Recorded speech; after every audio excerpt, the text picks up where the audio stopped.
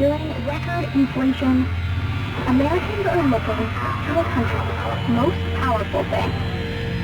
The Federal Reserve is meant to be the end-all be-all of inflation superpower. But the Fed only has two tools in its toolbox: raising interest rates and shrinking its balance sheet. And that might not be enough to defeat inflation. But the Federal Reserve does not have to do it alone. Fiscal policy enacted by Congress. There are a lot of places Congress has much more targeted tools. And even power wielded by big business can help in the fight. But until all of these tools are fully utilized, fears of a recession may intensify. I think, our biggest problem, at least for the foreseeable future, is high inflation. And so the big question mark is, how quickly will inflation come under control? The Fed already raised interest rates 5 times in 2022, with more rate hikes on the way. So can its fellow inflation superheroes, Congress and the private sector, step up to the battle? The Fed has one important power or tool in its toolbox, and it's effective, but it can be super painful, raising interest rates. Because sure, it slows inflation, but it can make the cost of borrowing higher for everyday Americans.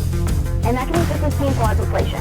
A potentially less painful tool, big business eating more of the cost rather than making consumers pay. Naturally, companies want to stay profitable, especially given the supply chain issues and pandemic closures. So some may opt to pass costs on to customers. That raises prices, contributing to inflation. People started expecting higher prices, and now some are pointing fingers at corporate greed, arguing that some companies are taking advantage of expectations and increasing prices even further than is necessary. According to the New York Fed, the more inflation an industry saw, the more gross profits increased. Now, most U.S. companies are reporting their largest profits since 1950, at least over the last 2 quarters. The Fed knows that inflation can be very, very hard to tame, because when prices are going up, people demand higher wages, companies then pass the price increase, the cost increase on to consumers, and prices go up again, and it can go on and on and on like that. So people thinking inflation in the future is going to be higher. Reality is it probably will, because I'm a worker. I go to my boss and I say, hey, look, you got to pay me more to get to work. You have to pay me more for child care costs, the cost of rent to live close enough to work to get to work. And the boss says no problem, because take that higher labor cost and I'll pass that through to my customer in the form of a higher price. You can see how you can get into this kind of self-reinforcing negative, what economists call wage price spiral.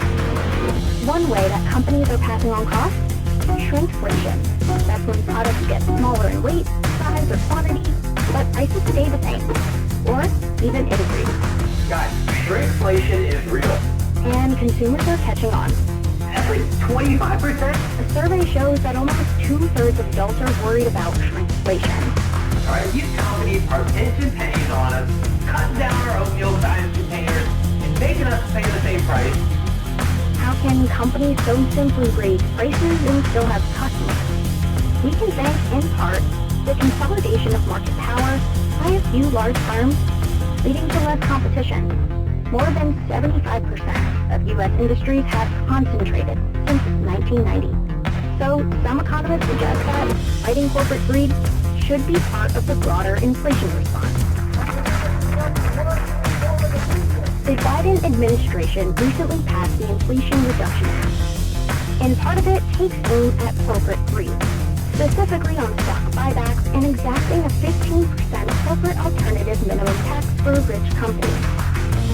You should not be using your profits to buy back stock or dividends, passing that money on to the shareholders, not to consumers.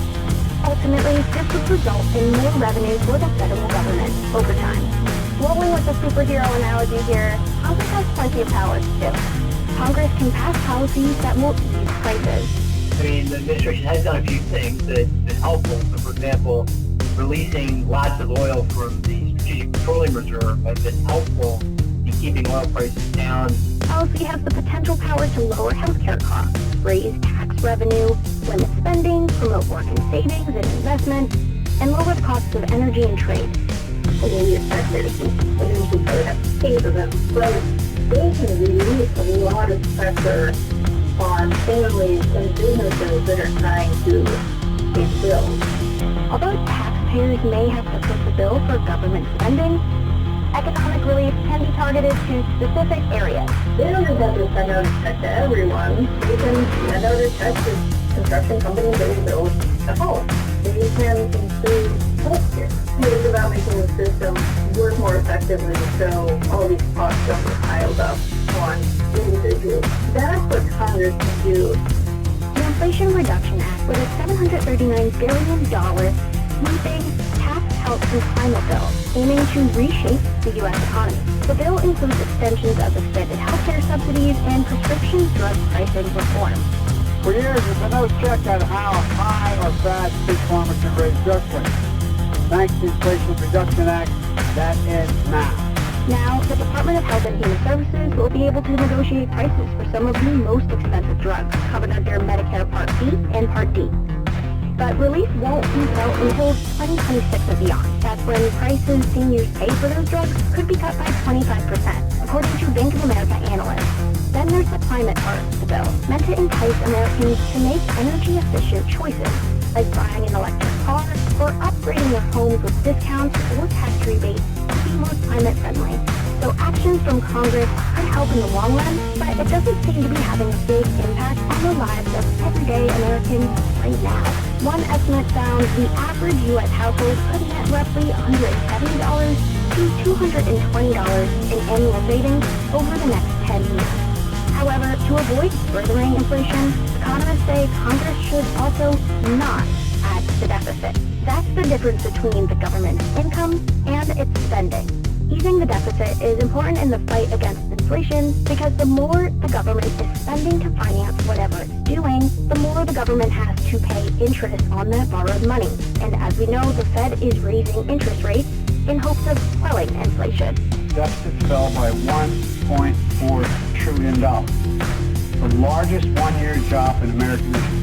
While the Fed is trying to move more money out of the economy, the federal government is still dropping money to helicopters, which could undermine that expectation and go on from there. For example, the Committee for a Responsible Federal Budget suggests Congress could end remaining COVID relief. So there's probably about almost $1 trillion in COVID expenses that are unspent and put up for grabs.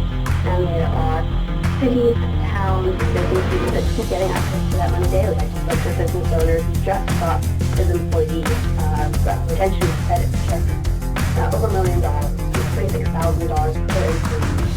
Now that his business is fully recovered, they look at money and say, should I buy a warehouse? Should I buy a truck? There's quite a few superheroes that can step up in the battle against inflation, but it'll likely take all policymakers and a little bit of luck. There is still a good case to be made that the recession is not inevitable. We don't need a recession. We need things to get back to normal. We need goods to get, we need COVID to really get under control. We need consumers to put up the purchases. We need a lot of things. We don't need a recession. We need end up with recession. The full impact of the Inflation Reduction Act has yet to come into fruition, and corporations are still passing on some costs to consumers. So for now, all eyes are on the Fed. If interest rates get too hot, then housing and financial markets risk instability. The Federal Reserve is raising interest rates, it's talking a lot about raising interest rates, fighting inflation, but honestly, we don't know how much of an effect that's going to have broadly until next year. Some said Congress and the White House can have a big immediate impact on lowering tariffs and energy prices, while consumers could help by slowing down their buying of some goods and services. When they buy things from businesses, those businesses need to hire more. And so it becomes sort of this self-fulfilling prophecy, this kind of virtuous cycle. As Andy said before, companies take higher labor costs and can pass them through to the customer. What economists call wage price spiral. Raising interest rates could hurt more everyday Americans first before inflation comes back down to normal levels.